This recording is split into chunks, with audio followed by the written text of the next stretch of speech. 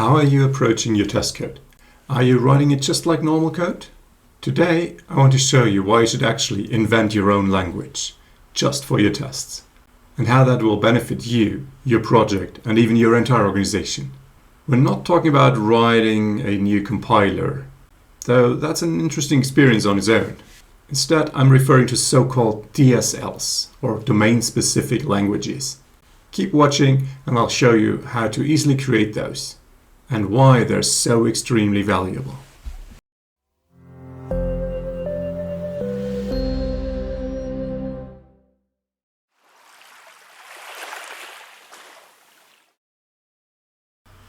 Welcome to Frankly Developing. I'm your host Frank, and this video was inspired by this LinkedIn post. That post was about Gherkin and BDD and how you're just better off with using your native unit testing framework. I also initially liked the idea of Gherkin when I first came across it many years ago. However, I also found that it was not living up to its purpose in any of my projects. It was near impossible to get business to write these, so if anything, the developers would write the given when then scenarios, and the two sample codes attached to the LinkedIn post demonstrate nicely what that means in your code. You have scenario definitions and then more code to map it to something that you can actually execute as a test. Many years ago, I already started on this idea to just write normal automated tests, but consciously focus on making them extremely readable. Readable enough even for business people to understand them. Turns out these guys are smart too. Smart enough to understand these tests just fine. That's how I arrived in the world of DSLs. And this approach just kept getting better and more valuable the more I did it. And by the end of this video, you'll understand why it makes such a difference.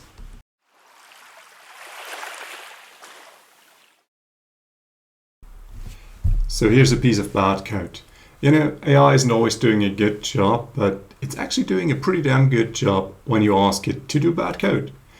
I know that may not be helpful to you, but it serves as well as a starting point here. So we have a traditional account thing here with a balance that's initialized, and then you have an adjust method where you can adjust the balance by some amount, positive or negative, but apparently not zero. You can also see this from pre-traditional tests here. There's an initial balance of 100, and then you adjust it by a positive value and it increases to 150, or by a negative value and it decreases. The zero throws the exception, and then the adjustment with more than what you have in your balance is actually leading to a negative balance, so may or not be what you want and could lead to confusion. So yeah, these tests work. We also have like a card that is attached to an account, and you can use your card to adjust the balance of that account. And then test for that again.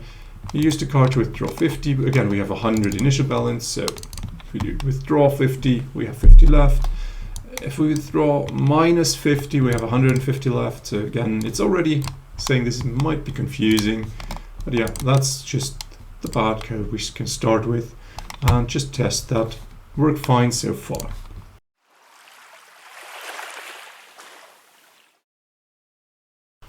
So let's start inventing a new language. So there's actually usually not really a need to invent a new language.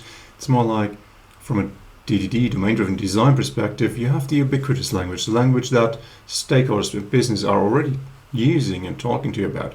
And they will probably not say that you adjust balance. It's more like people deposit money and they withdraw money.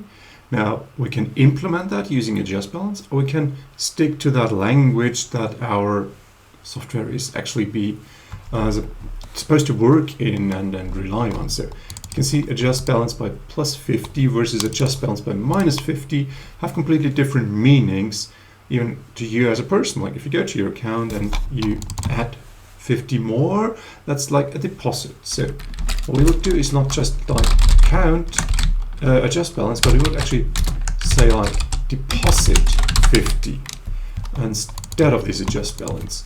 And of course it doesn't yet exist, so we can just for now use the decimal amount here and simply use the adjust balance as a first implementation. Just like this. So it wouldn't make much of a difference. It's not that hard to invent this language. We're just defining a method here. Basically doing the same as before. And if we go -50, it's slightly different because we would consider this a withdrawal of money, and we wouldn't withdraw -50 usually, so we would rather say withdraw 50 to get 50 out of the account and have that. And the same idea, we can implement this in the sense that we fall back to the other method.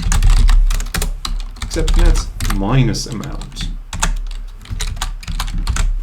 And now we just switch these tests, and of course can execute them to ensure that this works a little bit better.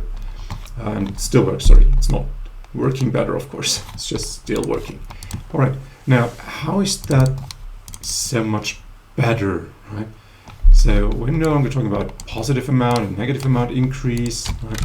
So we're talking about a deposit, we're talking about withdrawing, but that's just different words, isn't it? Except that when you see the withdrawal, you start realizing that another test comes into your mind. It's just like, what if we withdraw a negative amount and we withdraw -50? Well, that wouldn't make a lot of sense now, would it?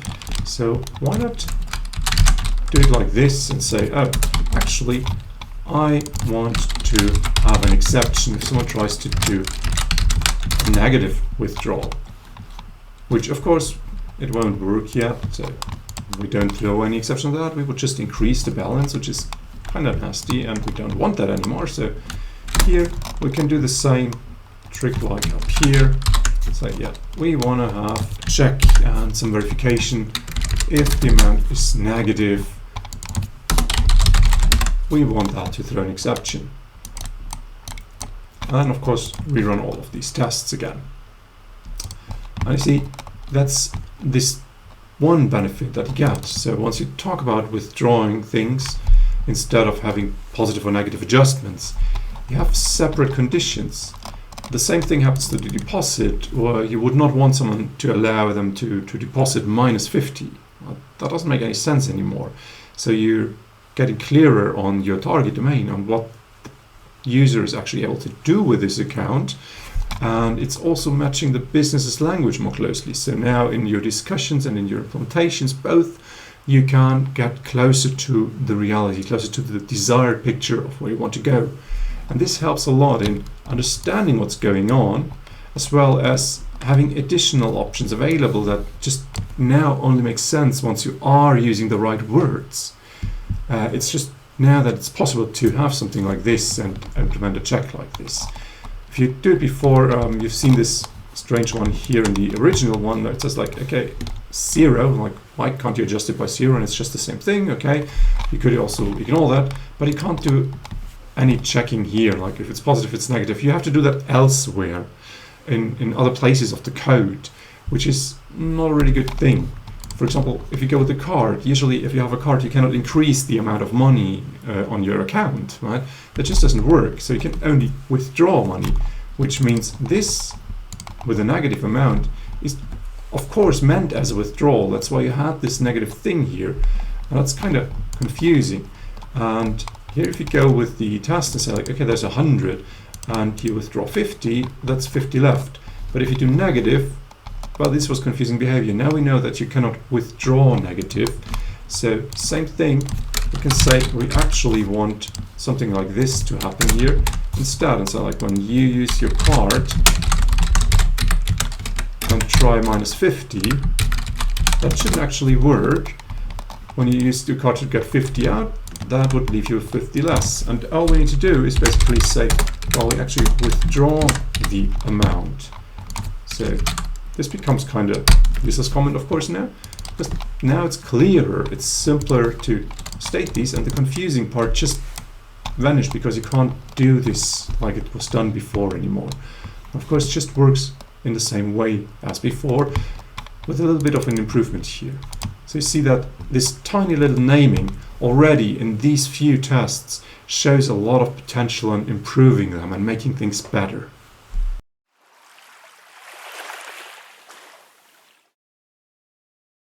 Initially, we said that this simple approach benefits you, your project, and even your organization. Why is that? Let's start with us. As a developer, I'm working on such tests a lot. I'm also tasked with understanding the purpose of the application, its domain, and what users need to be able to do with it. Imagine that whenever you think about a feature in your software, it looks just like a piece of code in your mind, because the words you use to describe it to yourself are also available as elements in your invented programming language. Let's make this more concrete based on the example you've just seen. When a user story comes up and talks about a customer withdrawing X amount of money, then you are thinking of using the withdraw method. In the original code, however, you would have to think about two things: adjust, balance, and negative X. Doesn't sound like much of a difference, but it's already twice as many things to think about. If that happens on pretty much every word, your job just gets that much harder. What about your project? I think it's easy to see now. Of course, the benefit that you have now also applies to your colleagues. You will also have everyone becoming much better at noticing nuances in the wording of user stories. Once you start being very precise and conscious about terms like deposit or withdrawal, if someone uses a slightly different wording, it starts looking suspicious. So you get back to your product owner and ask for a clarification. And you might just dodge a bullet there, because that slightly different term may have far-reaching implications that were previously hidden. And even on the organizational level, there's often a lot of benefit possible from clarifying what people are talking about.